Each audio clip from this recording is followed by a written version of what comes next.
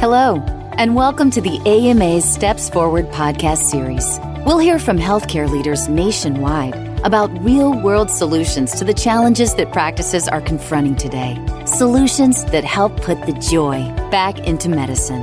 AMA's Steps Forward program is open access and free to all at stepsforward.org.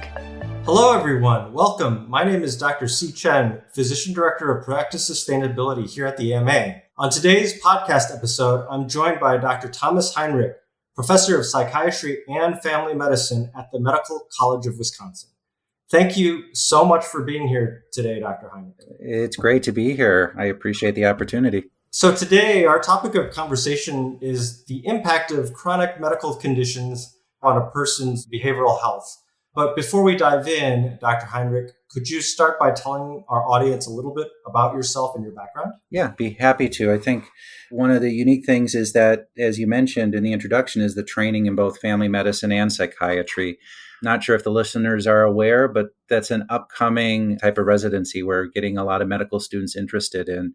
As a group, they're called combined residencies. There's family medicine and psychiatry, there's internal medicine psychiatry, and then there's kind of the dreaded triple boards. The overachievers of the group, the ones that do pediatrics, adult psychiatry, and child psychiatry. It's a wonderful, holistic approach to training that gets us to look at the whole patient. It's really, really quite rewarding. And what's especially nice is we're seeing more and more medical students get into it. All programs filled at 100% this last year in internal medicine psych, family medicine psych, and the triple board programs.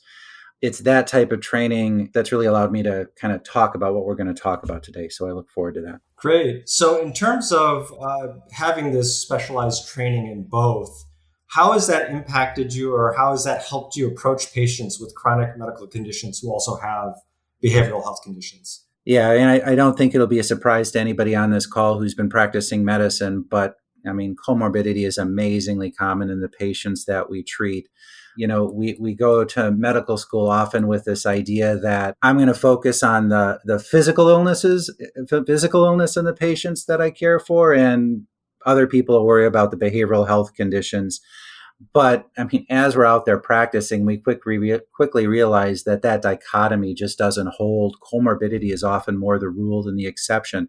So this training helps us appreciate that, that comorbidity and that ability to treat both conditions, and really allows us both in the trenches to address patient needs, but also hopefully from an institutional systemic level to address this comorbidity and this need on a more population-based approach.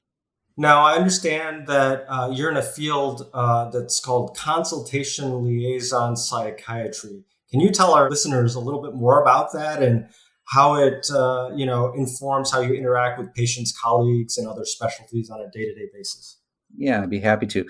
So consultation liaison psychiatry is a subspecialty of psychiatry that really focuses on patients with that comorbidity. It used to be called psychosomatic medicine. That was what the specialty used to be called. But I want to say about 5-6 years ago, it changed over to consultation liaison psychiatry. So it's the type of psychiatry that works in general medical hospitals and collaborates liaisons with trauma surgeons, cardiologists, internists that are serving as hospitalists.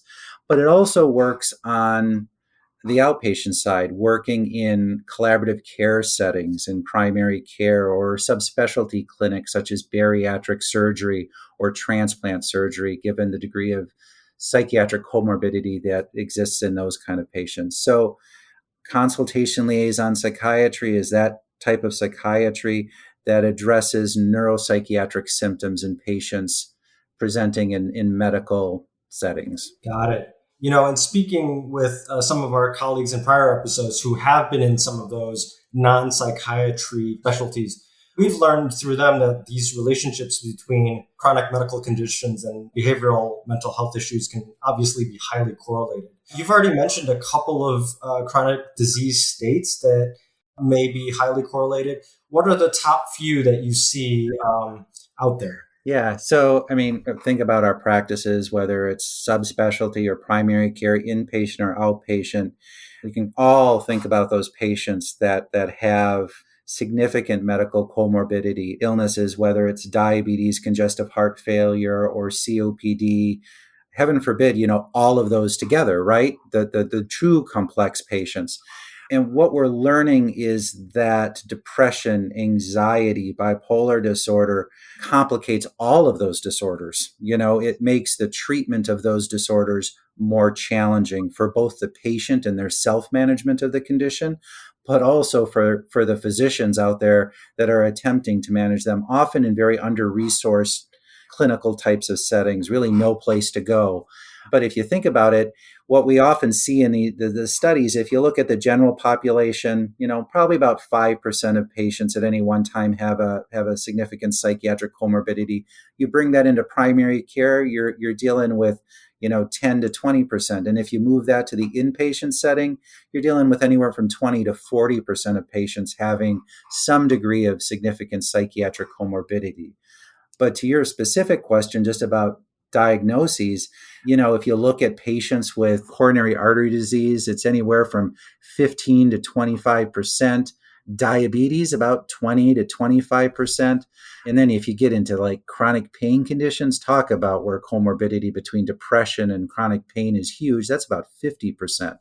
So the numbers are really there. And unfortunately, often under-recognized. And if they're under-recognized, they're often undertreated.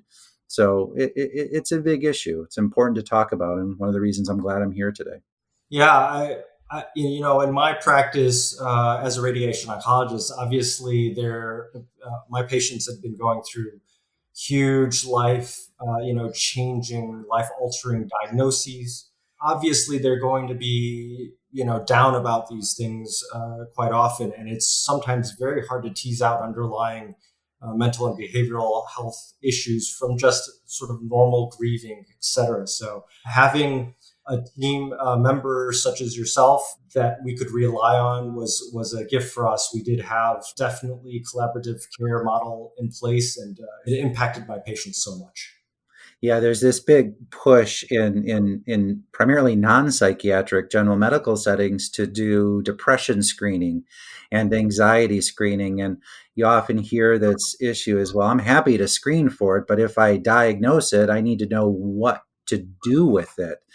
And I think the good news is, that there's a lot of emerging literature, a lot of emerging data to really suggest kind of systematic population-based approaches that can help both primary care manage these patients with depression and anxiety, and potentially even substance abuse and bipolar disorder and more severe chronic illnesses, but also in subspecialty settings. I think your audience may have heard about collaborative care models in the past, the integrated kind of behavioral health models. Those have huge amounts of data to really support their efficacy across different settings. So that's really exciting. Absolutely. Absolutely. In terms of your own practice, what are some of the most satisfying successes that you've had collaborating with colleagues in other specialties, taking care of patients with chronic medical conditions? That's a great question, because that's why we keep doing it, right? We have those on the worst days. We can always go back to those, I helped A and I helped B. And the way I often think about that is I break it down into those individual cases, those patients that may stop you in the hallway of the hospital and, you don't remember them, but they remember you and the impact that you made on them. Whether it's doing, brief interventions, some motivational interviewing about substance use and, impacting their life to actually get them into that treatment, or, the patient that's been suffering from neurovegetative symptoms of depression, the somatic complaints, the lack of energy, the sleeping all day, the eating too much, and then through a nice differential diagnosis, you diagnose hypothyroidism that somebody's missed. I mean, these are the cases, the kind of zebra cases that you like, but there's just those that, like I mentioned in the first case, those that relationship you have with the patient, the relationship you have to get them over the hump to take an antidepressant for the first time, or to get them to see a psychotherapist for the first time and get them into treatment, can be amazingly rewarding. And then to watch that treatment work, and to take somebody who Depression's been shown to impact medication adherence to preventive health techniques or mammograms, things like that. And then to have them all of a sudden become engaged in their healthcare again, much less their preventive healthcare, is an amazing and rewarding thing. So that's at the kind of personal level. I'm fortunate in my work today to be able to see kind of systematic changes and the improvements that's made for patient populations and populations of healthcare providers, both on the inpatient side and on the outpatient side. So that's another way that I often find a lot of joy in the work that I do. We often think, how many of us get these metrics that we're asked to attend to, and we're not empowered enough to address those? We're like, if we were to have resources X, Y, and Z, I may be able to impact that. I don't know about where you guys are practicing, but at the hospital that I work at, we're always full. Just always full. So there's this big push of reducing length of stay, much less avoiding preventable admissions. If we had resources in our outpatient clinics, we could prevent admissions. And what's really fascinating is depression is linked to unnecessary medical admissions, as well as prolonged length of stay once they're admitted for a medical condition. So if we build an outpatient practice, a system to aid primary care physicians, cardiologists, oncologists, to better manage depression and anxiety, can we prevent unnecessary admissions? And if a patient gets admitted for a good medical reason, can we decrease that length of stay by having the depression managed, controlled, treated? So those are the things that really keep me going from a systems level standpoint, how we problem solve those issues. So earlier on in my career as a radiation oncologist, I always had difficulty sort of broaching the topic of this discussion about mental health or behavioral health with my patients, be it stigma, not wanting to get into things that were over my head, these kinds of things. What are some tips and some strategies for broaching the topic, for having some of these difficult conversations for when a patient just comes in for a medical condition, but may have a complicating behavioral health issue on board? Yeah, sure. And first, congratulations on identifying that there is a behavioral health problem, because that's how it all starts, right? As you alluded to, when we're sitting in our primary care practice or our oncology practice, depressed patients unfortunately don't come to us saying, I'm depressed and anhedonic. They come to us saying, I'm fatigued, I'm not sleeping well, or my back is hurting more, I'm having more headaches and things like that, more somatic symptoms. So to actually make the connection of depression or a behavioral health condition that's contributing to that is huge. And just an aside, that's one of the reasons I think screening is so important for behavioral health conditions. But how do you have that conversation with a patient who, may not be ready to hear it? First is, I tend to normalize behavioral health conditions in the patients I see. We started this conversation today with how common behavioral health conditions are in our medical practice settings. So I will often start with that is, it's not uncommon for patients in my practice to also have comorbid depression or anxiety disorders. In fact, 25% of my patients today will likely have one of these conditions. And then by normalizing it, I hope to start breaking down that stigma that you identified earlier. And some patients will be more open to that conversation at that point, and some will still close you off. I tend to also really stress the importance of that comorbidity in managing their primary medical reason they're coming to see you, whether it's the oncology or their diabetes or their congestive heart failure. Depression has been shown to, not just additively, but multiplicatively increase the morbidity and mortality of these conditions. So, it's been shown to decrease your quality of life, to decrease your independence if we don't address this. So I tend to stress the importance of the behavioral health condition. And then I want to make sure they know it's a treatable condition. There are things we can do for you. doesn't necessarily need to be a medication. There is evidence-based psychotherapy out there that can help your mood, help your anxiety. And I have colleagues that I trust that I'd be happy to refer you to that can do that for you.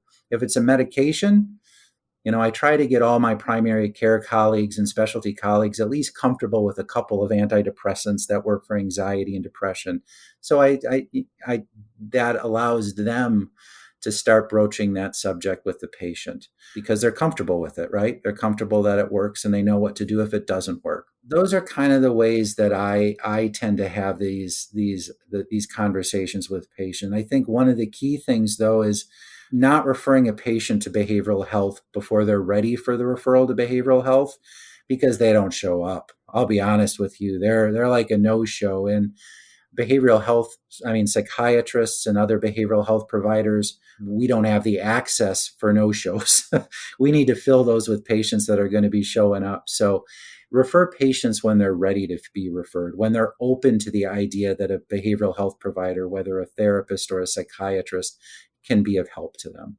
I think you raise a great point with the difficulty in access, of course, and having the patient be referred, of course, when they're ready. How would one gauge readiness of the patient? Obviously, if they say, no, absolutely not, doc, I don't want to go, that's one thing.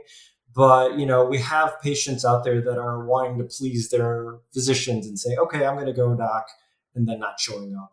Is there a way to sort of tease that out and gauge that? One of the questions when I was doing family medicine, I would ask the critical care doc, when I know I'm ready to extubate a patient, they say, well, there's a twinkle in their eye. Look for the twinkle. Well, that's absolutely no help, but probably does you a lot of good as a specialist. And what I say is I kind of look for that twinkle in the patient when they're ready. There's an acknowledgement, there's an openness to the behavioral health aspect of the condition. Often that comes after, I've tried the escitalopram. I've got the escitalopram to a dose that I'm comfortable with, but I think you may need more than that. And again, I have a colleague that I trust that may be able to help with this. And if they kind of acknowledge that, if they're open to that idea, then it's time to refer. I will tell you, again, from a systematic standpoint, what's often really helpful is the warm handoff with that. If you can have so if you have a psychiatrist that's practicing in your clinic or a psychologist, and you can bring them into the patient and say, this is my colleague, Dr. So-and-so, great psychiatrist, and I typically refer patients to him or her that have exactly your same condition and have seen great outcomes. That increases the likelihood of that patient to follow up, greatly. So it's that warm handoff concept can be huge. Yeah, I found that to be the case in my practice previously as well. We didn't have access to a psychiatrist in our clinic, but we had a wonderful social worker who could then sort of talk the patient through what they needed to get to. And then if you don't have the ability to be the warm handoff, the other thing you can do that's kind of equivalent to that is kind of upsell the referral, as I've alluded to, that I've had good results with this provider in the past, and I would encourage you. We share the same EMR. He or she knows what's going on, and I'll know what's going on because I'll have access to that. Anything you can do to make sure that the patient doesn't feel they're being abandoned or handed off is really key. Absolutely. Well, I think you've given us a wonderful set of tools to engage the patient in discussions about behavioral health. Speaking a little bit more broadly, though, are there any other practical tips or pearls of wisdom for healthcare leaders who hope to improve care for their patient populations that have concurrent chronic medical and behavioral health conditions, but maybe they're not sure how to get started? I think the key is to think integration. Behavioral health has always been siloed. I don't know about where the audience's behavioral health practices are, if they're on site in the hospital or in an office building down the road. But that siloed approach to healthcare just is not adequate for the complexity of patients we're seeing right now, and all of the value-based drivers, all the cost drivers physicians are asked to confront. you really need to integrate care. And there's a lot of resources out there through the AMA that actually can help guide this integration in behavioral health into primary care and specialty practices. And I think that those are key. And that degree of integration has been shown, again, as I mentioned in the beginning, there is data, there is scientific data to support its efficacy, not just in the behavioral health aspect, but in the financial aspect and in medical comorbidity as well. Hemoglobin A1C, adherence to antihypertensive agents. This chronic care model just works regardless of whether it's a behavioral health condition or a medical condition. So integration, collaboration, breaking down those silos, those barriers to care. Well, on that note, I absolutely had a wonderful time talking to you today. Thank you so much for joining us, Dr. Heinrich. Yeah, it's been a lot of fun. Great opportunity. Thank you for it. Listeners can find the resources that were mentioned in today's episode in the episode description. Thanks for joining us, and have a great day. Thank you for listening to this episode from the AMA's Steps Forward podcast series. AMA's Steps Forward program is open access and free to all at stepsforward.org. Steps Forward can help put the joy back into medicine by offering real-world solutions to the challenges that your practice is confronting today. We look forward to you joining us next time on the AMA's Steps Forward podcast series. stepsforward.org.